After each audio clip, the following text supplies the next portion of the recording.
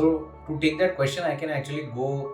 I can speak throughout the day, speaking about do's and don'ts on Surya Namaskar. If you are a part of our community, then you will be able to get to know a little deeper about the do's and don'ts. But I'm going to speak about the top 3 do's and the top 3 don'ts while doing a Surya Namaskar practice. So let's talk about the top 3 do's now. The first important aspect of Surya Namaskar is discipline, or any yogic exercise or yogic practice. So if you are having a dinacharya, which basically is the discipline of your day, in which there is a practice of Surya Namaskar which is included, then it becomes vital, it becomes extremely important for you to do it every day. Because doing once in a while any yogic practice may not be so useful, and you will always have to keep motivating yourself to kind of do it if you not do it on a daily basis. So I think the first most important thing that you should all know about Surya Namaskar is that it should be done daily. It could be done before any form of workout, it could be done before any form of asana, it could be done anytime during the day, but it has to be done on a daily basis. The second part is the nutrition part of Surya Namaskar. Most of us forget that the pre-yoga meal or the pre-yoga snack, the post-yoga meal and the post-yoga snack are the most important parts of a Surya Namaskar practice. So if you're doing any sort of workout before and after, if you're not having the right nutrition, then the entire workout will have really bad effects on your body, mind and soul.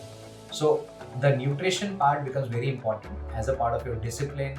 As you build Surya Namaskar in your daily practice, you should also build the pre-yoga and the post-yoga nutrition in your daily practice. The third most important part is the practice of breath. So Surya Namaskar is not just practicing 12 different postures of asana, but is also about how do you create a sync between your 12 different postures and breathing in and breathing out. So it's very important that you learn the practice of Surya Namaskar from the right sources. You keep interacting with the right sort of experts when you're doing Surya Namaskar. I mean, don't do a practice where you don't know how to sync your breath with the postures. Your poses may be going wrong, your postures may not be right. So having that sync with the breath along with the right guidance around you is the third most important part of the do's of Surya Namaskar. And that's where I think the Satviko Surya community could become extremely helpful for you. The 3 different don'ts or the complete no-nos in Surya Namaskar are: first, in asanas, everything is Sthiram Sukham Asana. Sthiram Sukham Asana means stable, comfortable position. So if you are actually going out of your capacity, if you are trying to compete with somebody in trying to do too many number of Surya Namaskars or too fast Surya Namaskar, then you can actually harm yourself. Don't really kind of chase the wrong goals when you are doing the practice of Surya Namaskar.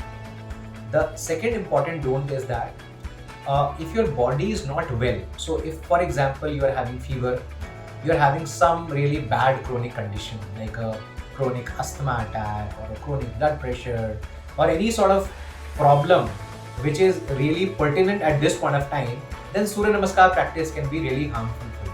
Which means that first you need to fix that problem using the right sort of consultation from doctors, and then gradually start doing the Surya Namaskar practice, which will ultimately help you alleviate these problems in long term. But in short term, you should not have a body which is not good in shape when you are doing Surya Namaskar. And the third biggest don't in a Surya Namaskar is any sort of yogic practice, if we don't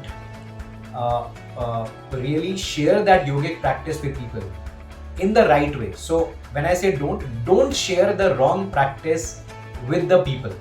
So when you are doing Surya Namaskar, you should be confident that whatever practice you are doing, at whatever time you are doing, whatever knowledge you have about that practice, then don't share anything which is a misinformation with people. Only share the right information with the people.